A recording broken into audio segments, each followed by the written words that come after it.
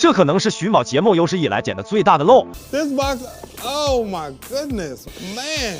Oh my God, dude, I could just pull up. Oh man, this guy must have been a shoe collector or something.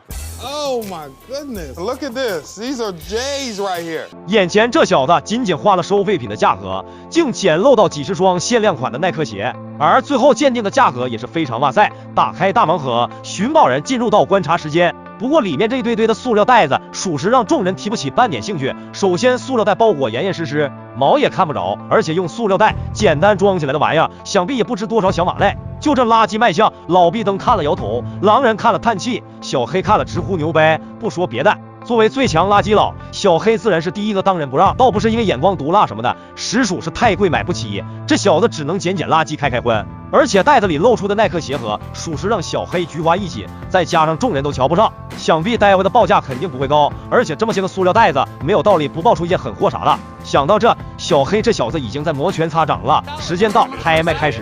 虽说起拍价只有25块，但老毕登和狼人实在忍不了，已经骂骂咧咧的退出群聊。而零零散散的一圈报价下来，价格才刚到100块。小黑这边也是很会把握机会，仅仅花了150就击压了群雄。裁判3声之后，小黑轻松拿下。而这小子也不墨迹，直奔心心念念的耐克鞋盒，打开一瞧，下一秒瞬间惊掉下巴。好家伙，果真是一双耐克鞋！兄弟们有认识这是哪个款吗？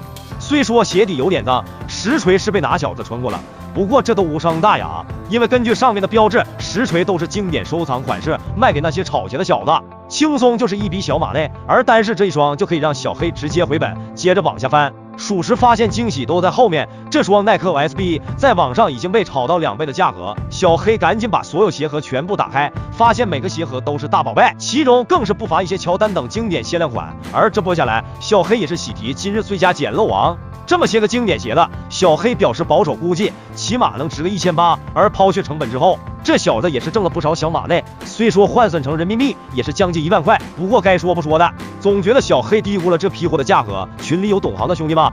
你觉得这批货价值多少呢？真是小母牛练倒立，牛掰起来了，兄弟们！这小子竟然开出了金条和金粉，具体咋回事呢？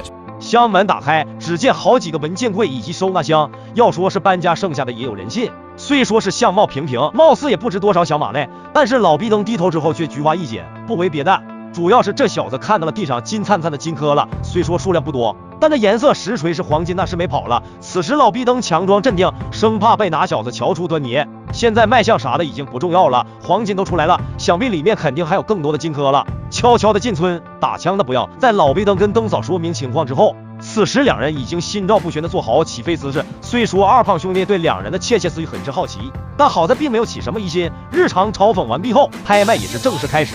由于卖相不算太拉稀，起拍价也有个500块。让老毕登没料到的是，众人的拍卖热情还挺高的，这3爆2不爆的已经来到4位数，而且价格还在飙升中。不过这小子也不慌，面对大胡子和狼人的咄咄逼人，老毕登的1400还是略胜一筹。裁判刚3声之后，老毕登就迫不及待的直奔大盲盒。看到眼前的设备，此时老毕登心中更稳了。不说别的，就这台珠宝检测仪和金属冶炼炉，里面不爆出啥狠货，那老毕登肯定是不信。耐心的搬出所有无关物件，在一个柜子翻出好几个小盒子，激动的心，颤抖的手，小心翼翼的打开盒子。好家伙，里面竟全都是黄白之物，一袋袋的全都是白银黄金料子。掂了掂手里的重量，根据当时的金价，老毕登保守估计，就这一袋起码3000美刀到手。而且除了黄白之物之外，还有翡翠以及金箔等狠货。虽说这金箔的量看着属实有点可怜，但黄金毕竟是黄金，单是这袋小金箔也能值个小几百，再加上其他珠宝设备等7荤8素的呢，这波算下来，老毕登那是开了大荤，7000多的总收益，